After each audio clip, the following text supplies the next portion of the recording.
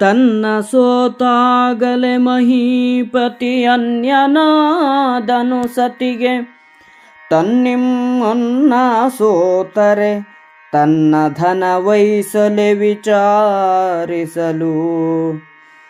ಅನ್ಯನನ್ಯಳ ಸೋತ ಗಡತ ತನ್ನ ಧನವೆಂದರಸ, ಶಕುನಿಯ ಭಿನ್ನಣಕ್ಕೆ ಬೆಳ್ಳಾದನೆಂದು ವಿಕರ್ಣ ಖತಿಗೊಂಡ.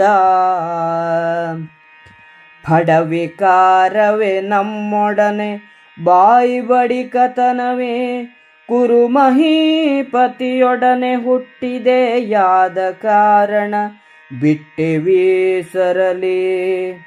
ನುಡಿದರೆ ಭೀಷ್ಮಾದಿಗಳು ನೀನೊಡಬಡಿಸಲೆಂತರಿವೆ, ಧರ್ಮದ ಕಡೆ ಮೊದಲ ಕೈವಾರ ನಿನಗೆ ಕೆಂದನಾ ಕರ್ಣ.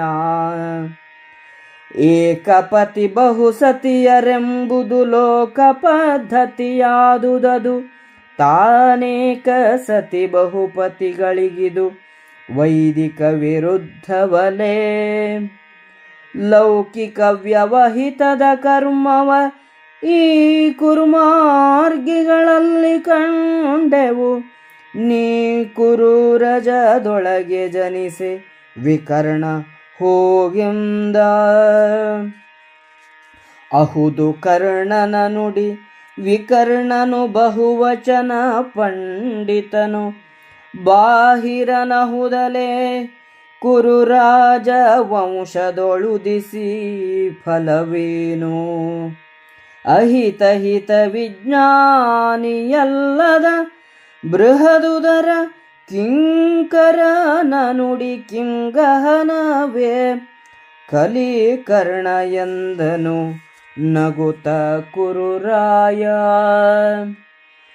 ಹಾರ ಪದಕ ಕಿರೀಟ ಮಣಿ ಕೇಯೂರ ಕರ್ಣಾಭರಣವೆಂಬಿವು ಭಾರವಲ್ಲ.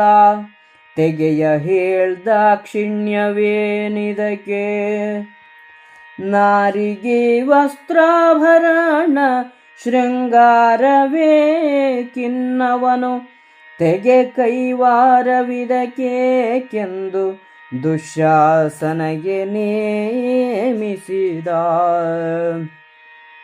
ಯಾವಾಗ ಧರ್ಮರಾಜನು ತನ್ನನ್ನು ತಾನು ಸೋತನೋ ಆಗಲೇ ತನ್ನ ಹೆಂಡತಿಗೆ ಬೇರೆಯವನಾದ. ಮೊದಲು ಅವಳನ್ನು ಸೋತಿದ್ದರೆ ಆಗ ಅವಳು ಅವನ ಧನವಾಗುತ್ತಿದ್ದಳು. ಬೇರೆಯವನು ಬೇರೆಯೊಬ್ಬಳನ್ನು ಸೋತು ಶಕುನಿಯ ಭಿನ್ನಾಣಕ್ಕೆ ತಿಳಿಗೇಡಿಯಂತೆ ವರ್ತಿಸುತ್ತಿದ್ದಾನೆ ಎಂದು ವಿಕರ್ಣನು ದ್ರೌಪದಿಯ ಪ್ರಶ್ನೆಗೆ ಉತ್ತರವನ್ನು ಕೊಟ್ಟನು. ಕರ್ಣನು ಫಡ ಅಂದರೆ ಛೆ, ಥತ್, ನಮ್ಮ ಹತ್ತಿರ ಸಲ್ಲದ ಮಾತೆ, ಬಾಯಿ ಬಡುಕನಂತೆ ಮಾತಾಡುವೆಯಾ? ಕೌರವನ ತಮ್ಮನೆಂದು ಸುಮ್ಮನೆ ಬಿಟ್ಟಿದ್ದೇನೆ. ಭೀಷ್ಮನೇ ಮೊದಲಾದ ಇಷ್ಟು ಜನರಲ್ಲಿ ಯಾರಾದರೂ ಒಂದು ಮಾತನಾಡಿದರೆ ಧರ್ಮದ ಕೊನೆ ಮೊದಲುಗಳನ್ನು ಕಂಡು ಒಂದು ನಿರ್ಣಯಕ್ಕೆ ಬರಲು ನಿನಗೆ ಸಾಧ್ಯವೇ? ತೆಪ್ಪಗಿರು ಎಂದು ವಿಕರ್ಣನನ್ನು ಜರೆದನು. ಕರ್ಣನು ಒಬ್ಬ ಗಂಡನಿಗೆ ಹಲವರು ಹೆಂಡರಿರಬಹುದು ಎನ್ನುವುದು ಲೋಕದ ಆಚಾರ, ಒಬ್ಬ ಹೆಂಡತಿ ಹಲವರು ಗಂಡಂದಿರು ಎಂಬುದು ವೇದ ಮಾರ್ಗಕ್ಕೆ ವಿರುದ್ಧವಾದ ನಡತೆ.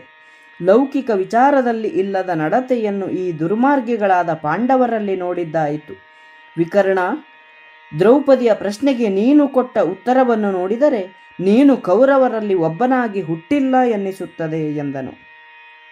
ಕೌರವನು ನಗುತ್ತಾ, ಕರ್ಣನು ಹೇಳಿದ್ದು ಸರಿ. ವಿಕರ್ಣನು ಬಾಯಿ ಬಡುಕ. ಇವನು ನಮ್ಮಲ್ಲಿ ಒಬ್ಬನಾಗಿ ಹುಟ್ಟಿ ಏನೂ ಫಲ?